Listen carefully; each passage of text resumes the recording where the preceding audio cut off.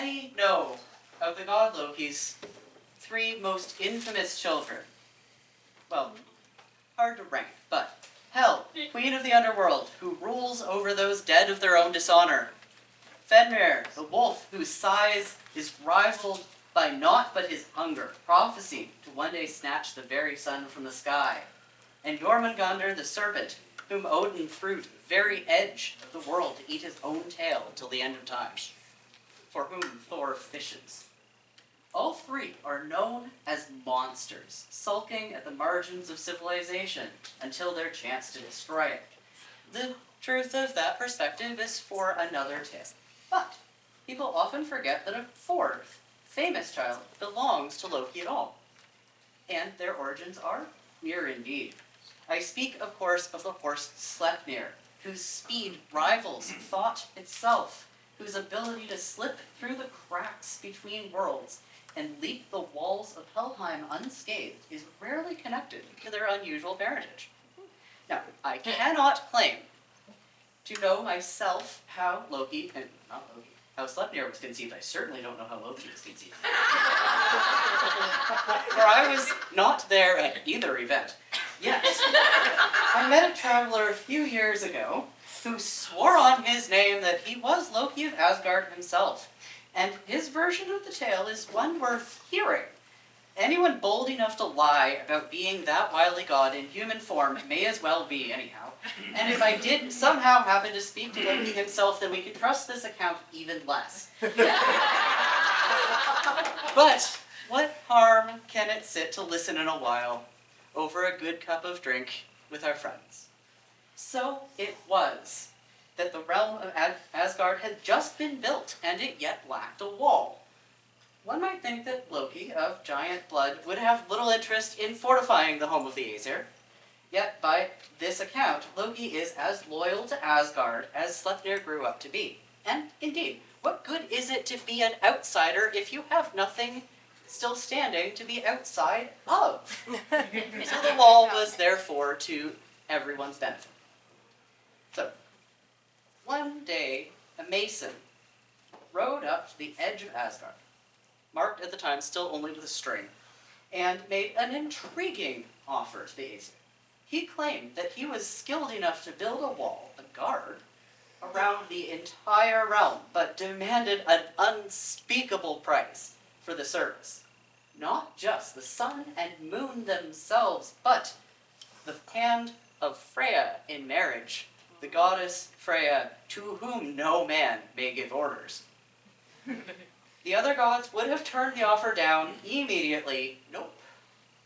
Yet, Loki saw 2 boons. One, the wall, and the other, the mason's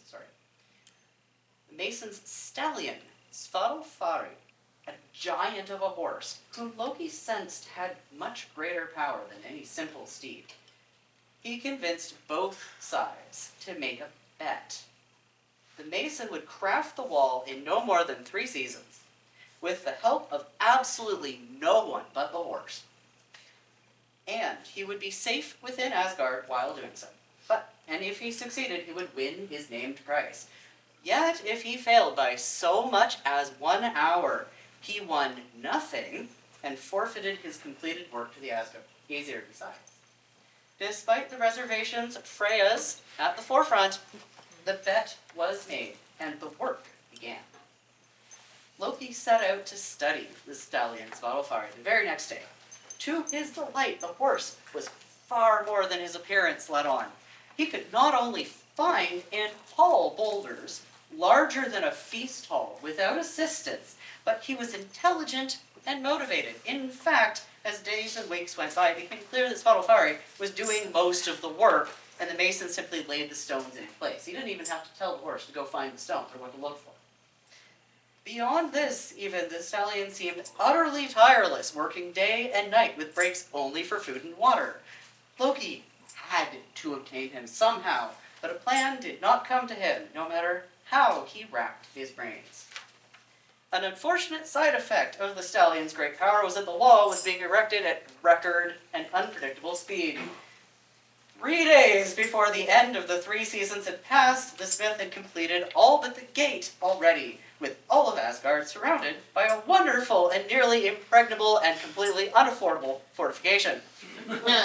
Freya stormed to Loki's hall, hauled him out by the ear, and in the middle of the street berated him for getting her locked into a marriage she had had no say in. I told you so. Before long, all the gods had joined in and threatened Loki severely if he did not find a way out of the bet. For anyone who knows the kinds of injury and bodily harm that Loki has suffered in other very canonical tales, threatening him severely goes far beyond... So, now, Loki, or the man speaking for him, claimed to the Fox's Grin that he works best under pressure.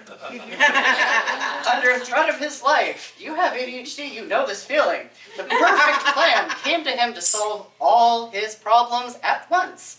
It would be undignified, it would be transgressive, it would be terribly taboo, and that just made it better, really. Loki had been a father several times, but he realized he'd never been a mother. He knew exactly how to catch this stallion's attention. So late that evening, as the smith was out hunting for the perfect capstone to the gate's archway, the horse, Svadilfari, suddenly froze and whinnied, and something whinnied back. Loki had transformed himself into a mare of immense speed and strength, and turned his usual charms of human form into those more of interest to horses.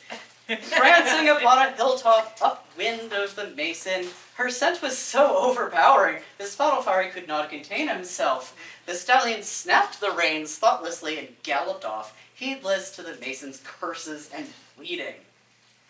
Now, the story could have been over there, but Loki had more than one goal to fulfill.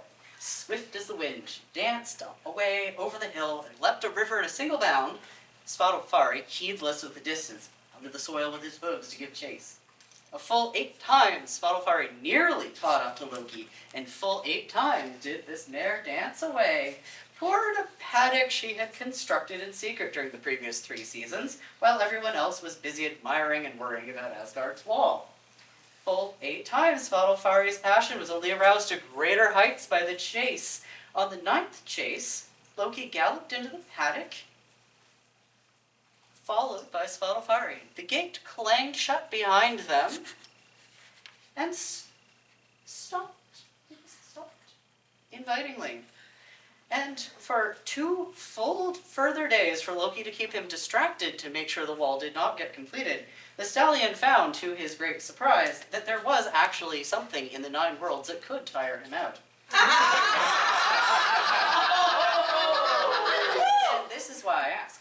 Once, Svadilfari was finally exhausted, like shaky as newborn foals. Loki simply nimbly leapt the fence, just to add insult to injury, of course, and made sure that the gate was securely kicked shut behind her.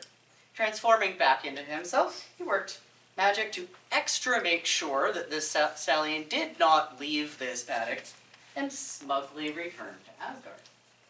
Needless to say, the Mason, who had been wholly reliant on his horse to complete the work, had been unable to meet his side of the bet. Flying into a rage, he lost a magical glamour and was revealed as a giant in the presence of Thor, whose hatred for the Jotun is legendary. The man telling me this tall tale had shaken his head here. I will simply say that not only did that Mason not walk out of Asgard as Freya's husband, he did not walk out of Asgard at all.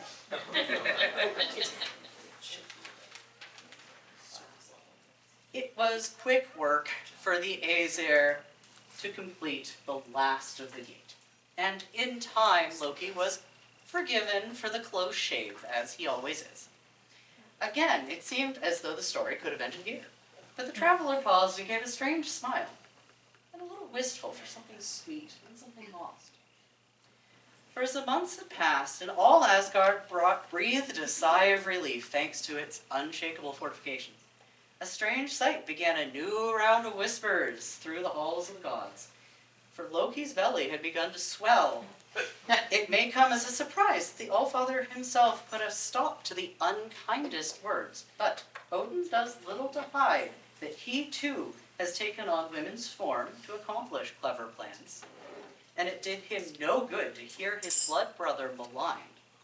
Besides, even the wildest rumors could not, after all, keep up with the truth. For when Loki gave birth to the fruit of his union with Svadilfari, the child had not just 4 delicate little hooves, but 8. A full and a very special one at that. Sleipnir. How Odin later won his own nephew's loyalty as his sacred mount is a story for another night. Yet I leave you with this thought, a gift, as that stranger gifted it to me. That the stranger the conception, the stronger, though more unpredictable, magic.